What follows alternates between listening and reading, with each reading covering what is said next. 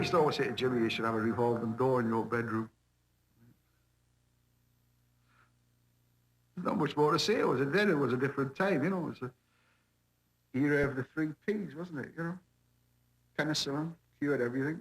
The pill, which induced promiscuity. Like if I'll get up at 7 o'clock in the morning, and I'm not, you know, I'm really sleepy, but then I open the door and see somebody that appeals to me, you know. Well, like, first of all, thinking of all the white trash person, I say, what in the world is she doing here, you know? Or what does she, you know, want or something like that. I stand there, she says, oh, maybe, can I come in? And I'm standing there and really digging her, you know, she's really nice looking, you know. But tell the honest God truth, like, she's about 19, 20 or, you know, beyond the age of so-and-so. And so I said, oh, well, I'll probably stand there, and then there I go, they'll be biting into a nap with me. So, you know, tell the honest God truth, that's the way I am, because, like, really, the first band where you've got a young black guy in some position of power that was, you know, I mean, white girls liked him as well, right. You know. There again, black girls liked us. That's right, you know. It was a threat to the authority, you know. They just didn't like what was going down. We were down in Louisiana once, and me being English, not knowing about the, as you say, the black situation, we stopped someplace, we were going to get some cheese and some beers or something in this place, and we stopped. And myself and Rich went in this shop. It was a redneck place, Louisiana, and all these guys had hair and pink suits. And Hendrix wouldn't get out of the car. He wouldn't come in. We said, come on, what's wrong? No, man. And that's when I started realising I didn't know nothing about it, being English, you see. You find out, like, the guy driving the car was one of, like, the big Ku Klux Klan member. And so Hendrix would know this. And so you make sure he sat in the front of the car with the guy chauffeuring him, you know. Yeah, people used to say to me, Mitchell, like, what's it like playing with a black guy? I'm saying, well, I don't know. He's a guitar player, you know. We didn't consider him being black. I considered him being American.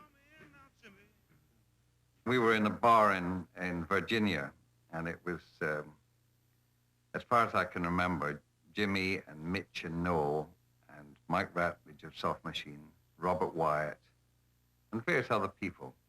And the woman who was serving the drinks told us that Martin Luther King had just been assassinated. And there were these guys at the bar opening bottles of wine and drinking to the health of the assassin. And of course, you immediately find yourself wondering what your role should be. You want to kind of go in there and do something. You're so outraged, you know. And I remember turning and looking at Jimmy, who was just staring away into space as though nothing had happened. And I realized, of course, that these guys were just waiting, probably trying to prompt some reaction from Jimmy and from us, you know, so that they could beat us up. So we left the bar. I was actually terrified. Totally terrified. I felt I'd grown 20 years older in 2 minutes, you know. And we went back to New York. And the following night, we were due to play at Newark in New Jersey. And nobody wanted to go. There were riots in the streets in New York, and cars were being overturned. And Jimmy said the last time he'd been in Newark, there were tanks on the street, and the whole city was on fire. And so everyone was pretty scared. At least I suppose they all were. I certainly was. And then the police came on the phone and said that there was a vast crowd gathered at the auditorium, and that if we didn't show up, they thought they'd burn the city down. And so the driver of the main Cadillac took this cheroot out of his mouth, I always remember, and said, Jimmy sits up front with me or I don't go. So Jimmy sat up in front with this guy, the driver, and the rest of us white guys all cowered down in the back of the car, and we drove off through the empty streets of Newark like that. And when we got to the auditorium, there was a really vast crowd, I was doing the projections for Soft Machine out in the actual auditorium, so I knew you couldn't move. All the aisles were packed and so on. And I was thinking, what do I do if someone suddenly stands up and points a gun at Jimmy? Because we all thought that there was some kind of conspiracy going on to eliminate people who were seen as enemies of some kind of dream of America that had never really been. And the killing of Kennedy and the killing of Martin Luther King were actually that. And it seemed to us that Hendrix too might be seen in that light as representing this youth culture and a black culture that they seem to hate so much. But of course I realized there was nothing I could do if someone did stand up with a gun.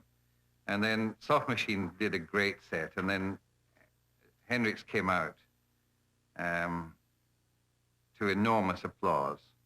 And then he said, this number is for a friend of mine. And he abandoned completely his normal set, and just the band played an improvisation, which was absolutely hauntingly beautiful. Immediately, everybody knew what this was about. I mean,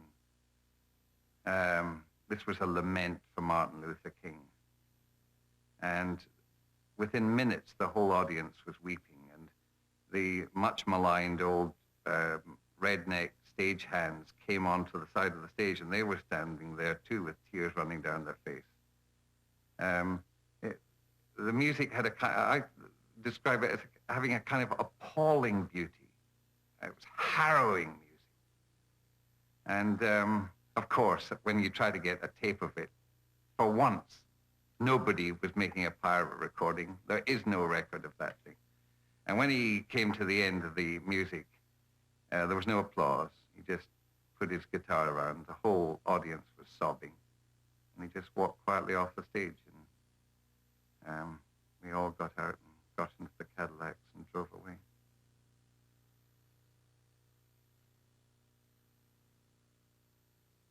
The strangest thing for me was I was never aware of how much dope they were putting down their throats.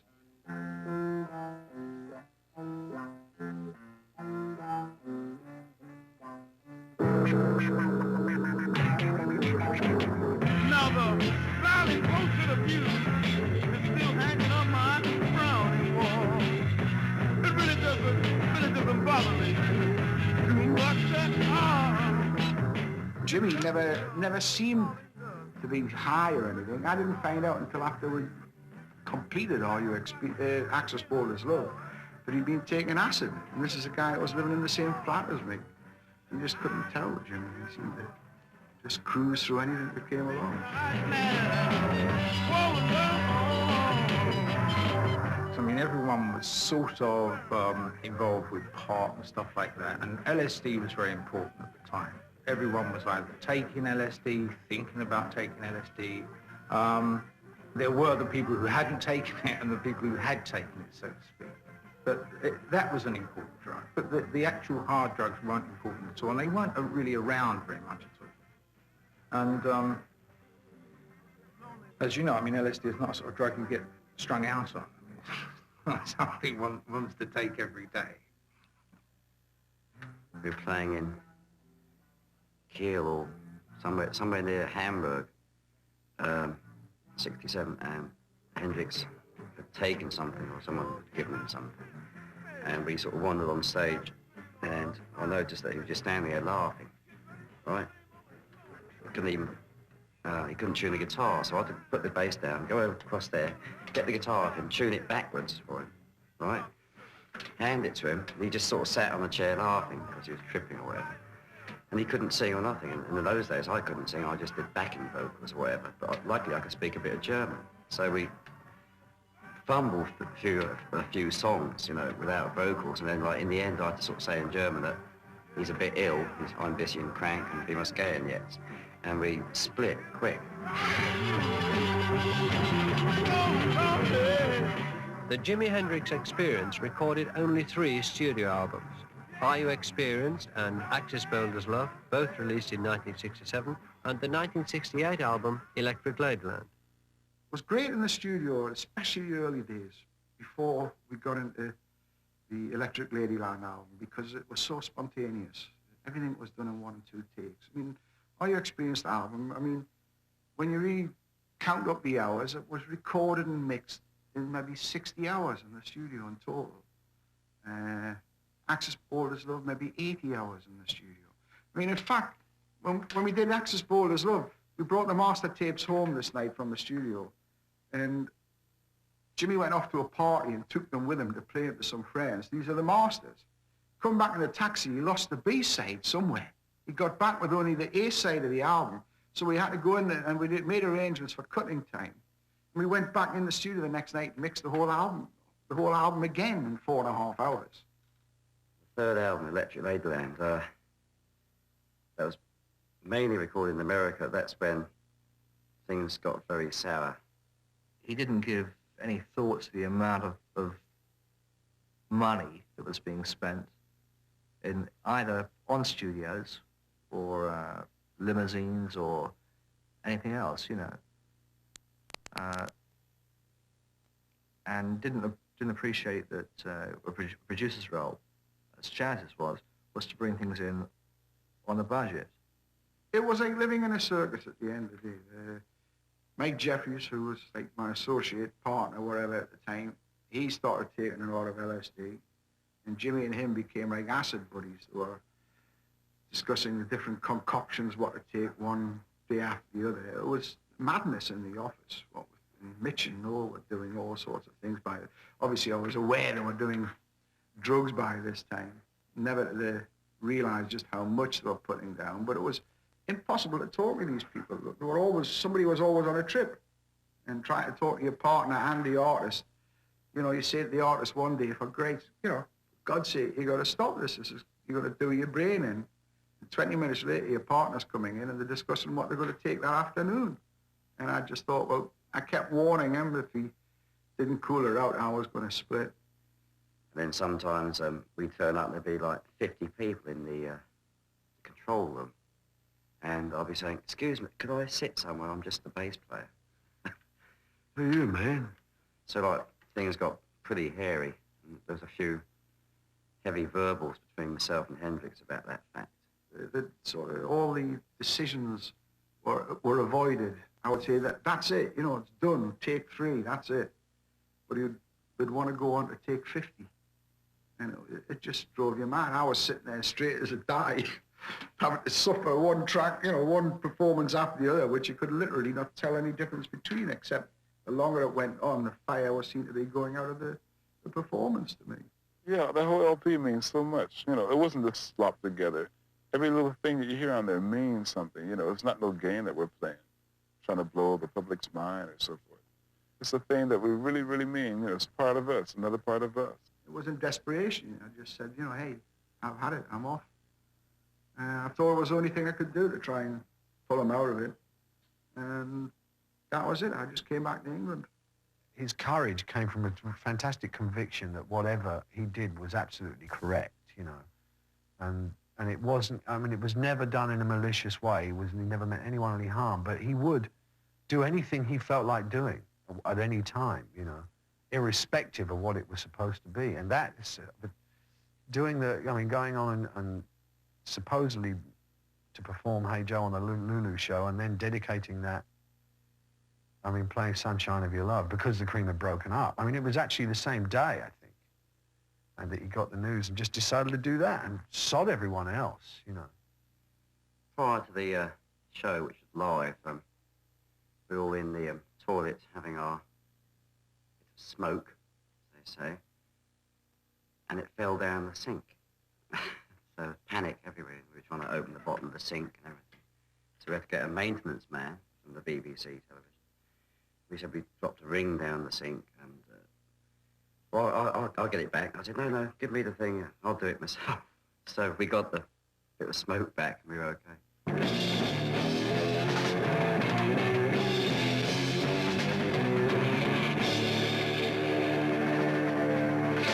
Well, I just stopped playing this rubbish and dedicate a song to the Cream, regardless of what kind of group they might be in. We'd like to dedicate it to Eric Clapton, Ginger Baker, and Jack Bruce.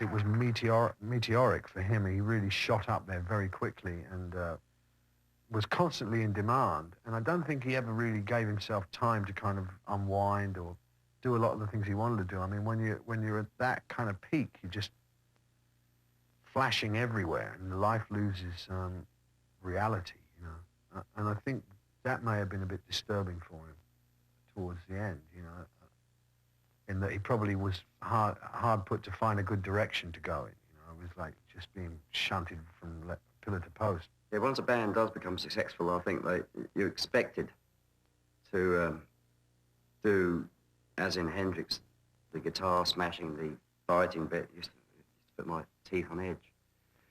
And after a while, Hendrix did get a bit sick of the fact that he was expected to do this certain act, you know, and that did get to him, you know, but it got to all of us, really. Jimmy, how much do you rely on gimmicks? Gimmicks, there we go again. Gimmicks, man. I'm tired of people saying we rely on gimmicks. What is this? The world is nothing but a big gimmick, isn't it? Wars, napalm bombs, and all that. People get burned up on TV, and it's nothing but a big gimmick. Yes, we do.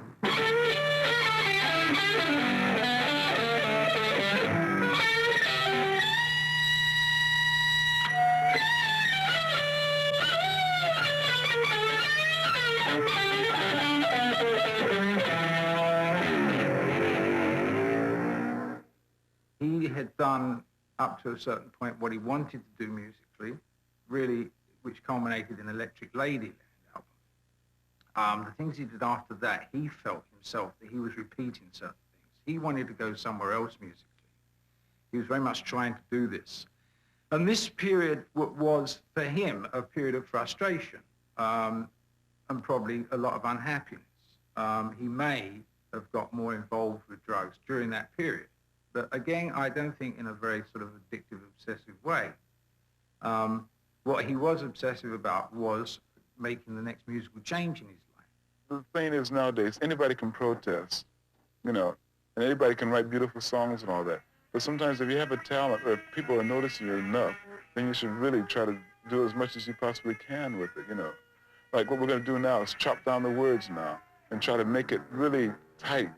And what we're saying is not protesting, but giving the answers or some kind of solution. By now, Hendrix, though apolitical himself, had become a potent symbol for America's radical youth movement at a time of mass civil rights rallies and anti-Vietnam demonstrations.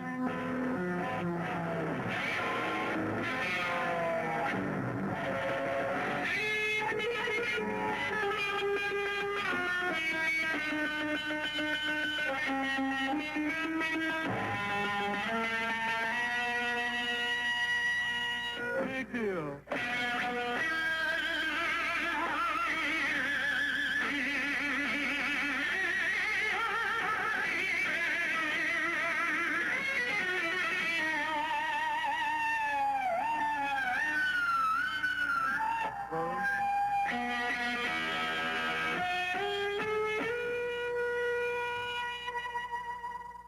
Well, I think that that is probably the curse of genius. That you know you are alone. You know, no one can understand the depths that you go to when you reach down inside yourself to play, you know, or to express.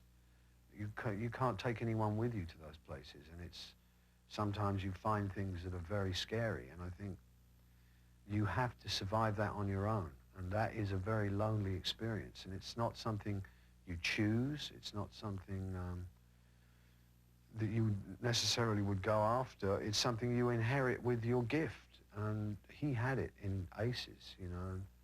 It did make him very lonely, and I don't think, even with other musicians of his caliber, and there weren't many, and perhaps there weren't any, you know. I mean, I tried to get close to him, but there was always a kind of barrier, you know, that wasn't of his making, I'm sure. It's just that's the way it is when you're that great. Last gig, June 1969, right, Denver. We arrived there, jumped on a plane from LA to Denver, and checked into the hotel. I went upstairs, and there's some journalist in the restaurant at the bar where I was having a meal and whatever, and he said, "Oh, you still with the band?" I said, "What do you mean?" "Of course I'm still with the band." He said, "Didn't you read the paper or something?" He said that Hendrix had announced to the press that he was going to extend his band by adding brass and keyboard, etc., and he was thinking of adding other members. And I said, "What do you mean?" You know, because Hendrix had said nothing to me. So I did the gig and left. That was it. On the plane back to England. The experience broke up in June 1969. For the next 15 months, Hendrix played with a succession of different musicians.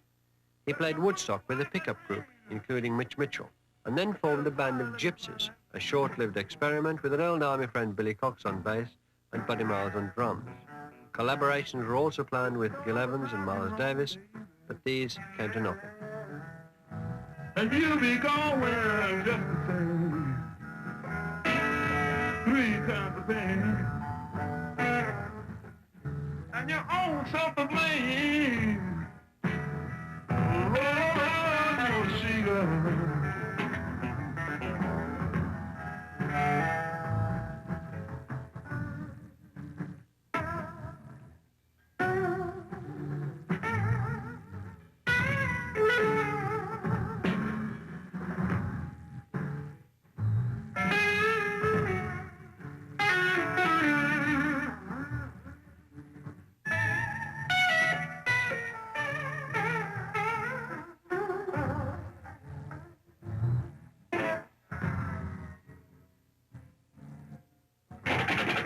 I heard that he was taking lots of dope of different varieties and becoming slightly unreliable, or just kind of more mysterious, you know, that he would be he would disappear, or he would just walk off, or he would do unaccountable things.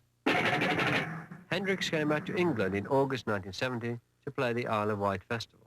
And then back in London, it was a Wednesday night.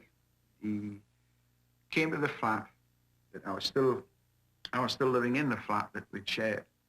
He came to see my son, who was just been born. He was only a few months old at the time. He'd never seen the child. And he came up to the flat, and we sat talking, and he asked us to come back and produce him again. And we sat talking for 2, 3 that morning. Discussing, he said he felt that he wasn't satisfied with what he'd been recording in the year 15 months as we parted company, and he couldn't really see what he'd done. And I said, well, I'm going up to Newcastle on Friday. You go to New York on Friday. Bring all your tapes back to London, and we'll go into the studio and start sifting through them and find out what's on there. I was in bed after a very serious, heavy night in New York. There's a phone call, and this girl who I knew, she said, a friend of yours is dead. When I got off the train in Newcastle, my father was at the station. I thought, well, what the hell are you meeting us off the train for? I mean, I've been coming up to Newcastle all these years. He'd never met me off the train before. I said, what you doing here? And he said, well, I thought I'd better meet you to get you past all the reporters. I said, what are you talking about, all the reporters? He says, well, don't you know? I says, don't I know what? He says, Jimmy's dead. And it was just, wow, just couldn't believe it. We sat there on a Wednesday night and planned what we're going to do in the future. And there he was dead. I just stunned. It was like running into a brick wall. Like, it's the first time in my life someone who I'd known died, right? So, and then I had all these women come into my room who wanted to commit suicide, they wanted to jump out of my window, and they were serious about it. And I was very shook up, so I'm not religious, but I went to a church, and I took all these women to a cocktail bar, and we all got rotten. And, but I still think about it, and it still upsets me.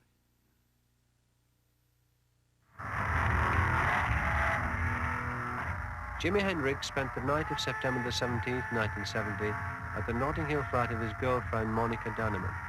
After a late dinner, they went to bed. In the morning, Monica found him unconscious and called an ambulance. Hendrix died shortly afterwards at St. Mary Abbott's Hospital. The coroner returned an open verdict. The immediate cause of death was inhalation of vomit brought on by sleeping pills and alcohol. There was no evidence of hard drugs. His body was flown back to Seattle, where he was buried on the 1st of October 1970. He was 27 years old. I didn't mean to take up all your sweet time. I'll give it right back one of these days. If I don't see you no more in this world, I'll be trying next one. Don't be there. Don't be there. I'm a little child from town.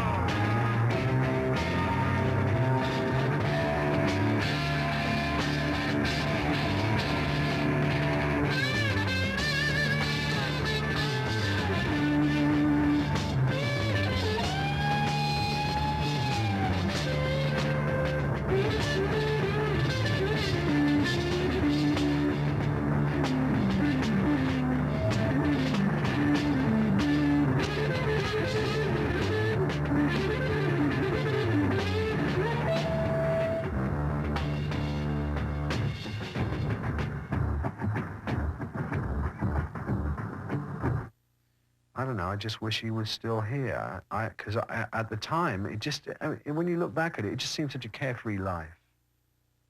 And for a disaster to happen like that was so unpredictable.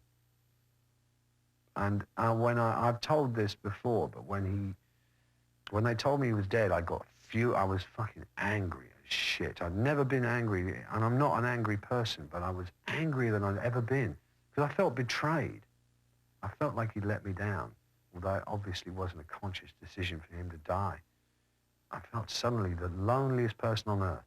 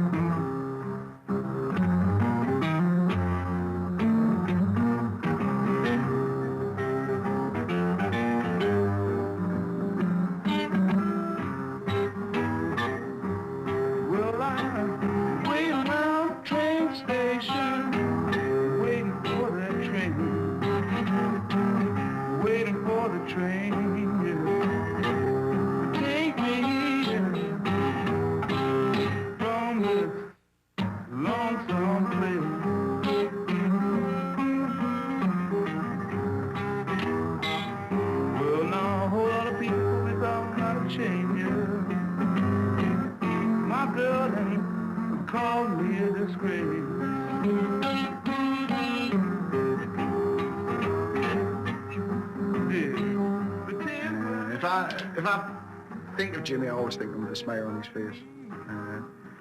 To me, the image in that that's been portrayed since his death is of this tragic character. And Jimmy's death was a tragedy, but his life was full of fun. Well, you know, it's too bad, little girl, it's too bad. Too bad we have to part. How did he turn out to be the way he was? I mean, he's still leading everybody, you know, with what he's doing. I don't think there's going to be anybody that's going to have that much importance as Jimi Hendrix has had for a long time to come.